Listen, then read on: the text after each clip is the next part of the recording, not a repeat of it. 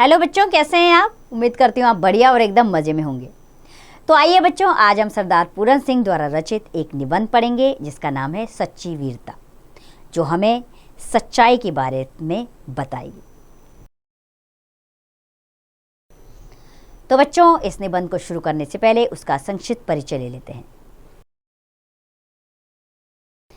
इस निबंध में बताया गया है कि केवल युद्ध भूमि में वीरता का प्रदर्शन करने वाले ही वीर नहीं होते, वरन वे लोग भी वीर होते हैं जो जीवन की विषम परिस्थितियों और समस्याओं का साहसपूर्वक सामना करते हैं और अंत तक हिम्मत नहीं हारते। वीर पुरुष साहसी, निडर, गंभीर, स्वतंत्र और देशभक्त तो होते ही हैं, साथ ही पवित्रता और प्रेम से पूर्ण जीवन जीते हैं। तो आइए अपने इस अध्याय को शुरू करते हैं। सच्चे वीर पुरुष धीर, गंभीर और आज़ाद होते हैं।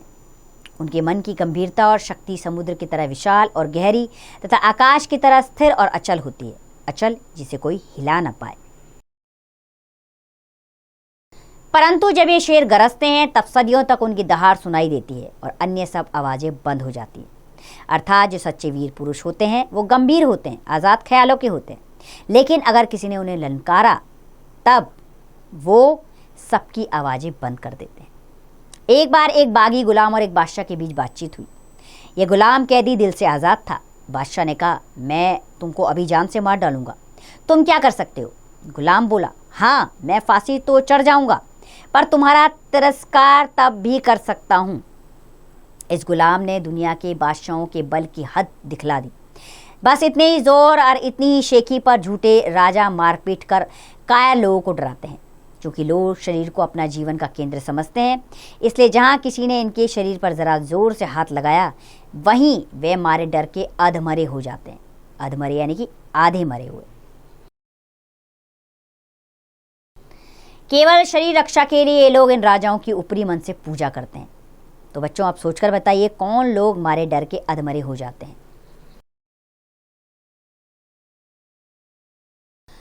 तो बच्चों, गुलाम लोग डर के मारे अधमरे हो जाते हैं। सच्चे वीर अपने प्रेम के जोर से लोगों के दिलों को सदा के लिए बांध लेते हैं। फौज तो बंदूक आदि के बिना वे शहंशाह होते हैं। मंसूर ने अपनी मौज में आकर कहा कि मैं खुदा हूँ। दुनियावी बादशाह ने कहा यह काफिर है, मगर मंसूर ने अपने कलाम को बंद न किया।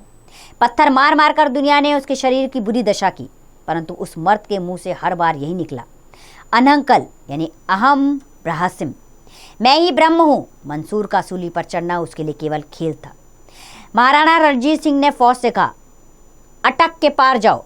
अटक चढ़ी हुई थी और उसमें भयंकर लहरें उठ रही थी। जब फौज ने कुछ उत्साह न प्रकट किया तो उस वीर को जोश आया। महाराजा ने अपना घोड़ा दरिया में डाल दिया। दरिया यानी कि नदी में। कहा जाता है कि अटक सूख गई और सब पार निकल गए। लाखों आदमी मरने मारने को तैयार हो रहे हैं। गोलियां अंधाधुंध बरस रही है। आल्प्स के पहाड़ों पर फौज ने चढ़ना जो ही असंभव समझा, त्यों ही वीर नेपोलियन को जोश आया और उसने कहा, आल्प्स ही है नहीं। फौज को निश्चय हो गया कि आल्प्स नहीं है और वे सब लोग पहाड़ के पार हो गए। भेड़ चढ़ाने वाली और सत्व गुण में डूबी हुई कन्या के दिल में जोश आते ही फ्रांस एक हार से बच गया। वीरता की अभिव्यक्ति कई प्रकार से होती है। कभी उसकी अभिव्यक्ति लड़ने मरने में, खून बहाने में, तलवार तोप के सामने जान गंवाने में होती है, तो कभी जीवन के गूढ़ तत्व और सत्य की तलाश में बुद्ध जैसे राजा विरक्त होकर वीर को जाते हैं। वीरता एक प्रकार की अंतः प्रेरणा है। अंतः प्रेरणा यानी कि अंदर से मिलने वाली प्रेरणा। जब कभी इसका विकास हुआ तभी एक कमाल नजर आया। एक नई रौनक, एक नया रंग, एक नई बहार, एक नई प्रभुता संसार में छा गई। वीरता हमेशा निराली और नई होती है। नयापन भी वीरता के खास रंग है। वीरता देश काल के अनुसार संसार में जब कभी प्रकट हुई तभी एक नया स्वरूप लेकर आई, जिसके दर्शन करते ही सब लोग चकित हो गए। तो बच्चों, सोचकर बताइए, वीरता कैसा स्वरूप लेकर प्रकट होती है। तो बच्चों, वीरता देश काल के अनुसार संसार में जब कभी प्रकट हुई तो एक नया स्वरूप लेकर आई, जिसके दर्शन ही सब लोग करके चकित हो गए। तो बच्चों, वीर पुरुष का दिल सबका दिल हो जाता है, उसका मन सबका मन हो जाता है, उसके विचार सबके विचार हो जाते हैं, उसके संकल्प सबके संकल्प हो जाते हैं, उसका बल सबका बल हो जाता है, वह सबका और सब उसके हो जाते हैं। वीरों को बनाने के कारखाने कायम नहीं हो सकते। कायम यानी कि उनको बनाया नहीं जा सकता। वे तो देवदार के वृक्षों की तरह जीवन के अरण्य में अपने आप पैदा होते हैं और बिना किसी के पानी दिए, बिना किसी के दूध पिलाए, बिना किसी के हाथ लगाए तैयार होते हैं और दुनिया के मैदान में अचानक ही सामने आकर खड़े हो जाते हैं। हर बार दिखावा और नाम के लिए छाती ठोककर आगे बढ़ना और फिर पीछे हटना पहले दर्जे की बुज़दिली है। वीर तो यह समझता है कि मनुष्य का जीवन जरा सी चीज़ है, वह केवल एक बार के लिए काफ़ी है। बंदूक में केवल एक गोली है, उसे एक बार ही प्रयोग किया जा सकता है। हाँ, कायर पुरुष इसको बड़ा ही कीमती और कभी ना टूटने वाला हथियार समझते हैं। हर घड़ी आगे बढ़कर इसलिए पीछे हट जाते हैं कि उनका मनोबल तथा जीवन किसी और अधिक बड़े काम के लिए बच जाए।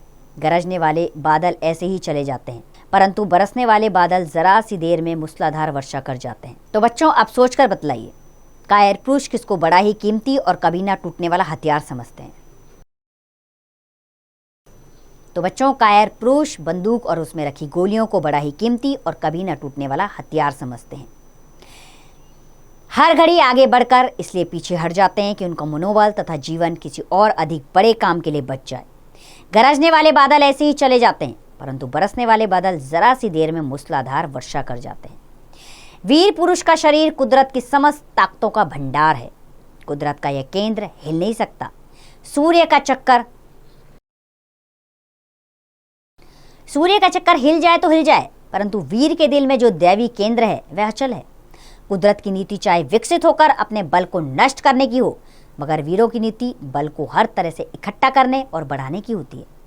वह वीर क्या जो टीन के बर्तन की तरह झट से गर्म और ठंडा हो जाता है। सदियों नीचे आग जलती रहे तो भी शायद गर्म हो, और हजारों साल उस पर बर्फ जमती रहे तो भी क्या मजाल जो उसकी वाणी तक ठंडी हो। उसे खुद गर्म या सर्द होने से क्या मतलब। सत्य की सदा जीत होती है, यह भी वीरता का एक चिन्ह है। विजय वही होता है जहाँ पवित्रता और प्रेम है। दुनिया धर्म और अटल आध्यात्मिक नियमों पर खड़ी है। जो अपने आप को उन नियमों के साथ अभिन्न करके रहता है, उसी की विजय होती है। जब कभी हम वीरों का हाल सुनते हैं तब हमारे अंदर भी वीरता की लहरें उठती हैं और हम पर वीरता का रंग चढ़ जाता है, परंतु प्राय यह चिरस्थायी नहीं होता। इसका कारण ये है कि हम सबको केवल दिखाने के लिए वीर बनना चाहते हैं। टीन के बर्तन का स्वभाव छोड़कर अपने जीवन के केंद्र में निवास करो और सच्चाई की चट्टान पर दृढ़ता से खड़े हो जाओ। बाहर की सतह को छोड़कर जीवन की तहों में घुसो, तब नए रंग दिखेंगे। तो चलिए अब लेखक के बारे में भी जान लेते हैं। ये निबंध सरदार पूर्ण सिंह द्वारा लिखा गया है, जिनका जन्म 17 फरवरी 1881 को सलहद गांव, जो अब पाकिस्तान में है, सिख परिवार में हुआ था। वे पेशे से अध्यापक थे। हिंदी में उनके लिखे केवल 6 निबंध मिलते हैं, जिनमें उन्होंने बड़ी रोचकता और कलात्मकता से विषय का प्रतिपादन किया है। इसी कारण उनका नाम हिंदी के श्रेष्ठ निबंधकारों में सम्मिलित किया जाता है। उनके प्रसिद्ध निबंध हैं सच्ची वीरता, कन्यादान, पवित्रता, मजदूरी और प्रेम, आचरण की सभ्यता और अमेरिका का मस्त योगी वॉल्ट व्हिटमैन। उनका निधन 31 मार्च 1931 को हुआ। तो बच्चों, इस निबंध के द्वारा सरदार पूर्ण सिंह ने हमें ये समझाना चाहा है कि वीर व्यक्ति की ही चारों तरफ प्रसिद्धि होती है। कायर इंसान कब तक छुपता फिरेगा, लेकिन वीरता के साथ हर बात का सफलतापूर्वक सामना कीजिए। आपको हमेशा प्रगति की ओर अग्रसर होने का अवसर मिलता रहेगा। तो उम्मीद करती हूँ यह अध्याय आपको अच्छा लगा होगा। अब इसका अभ्यास कार्य आप स्वयं कीजिए।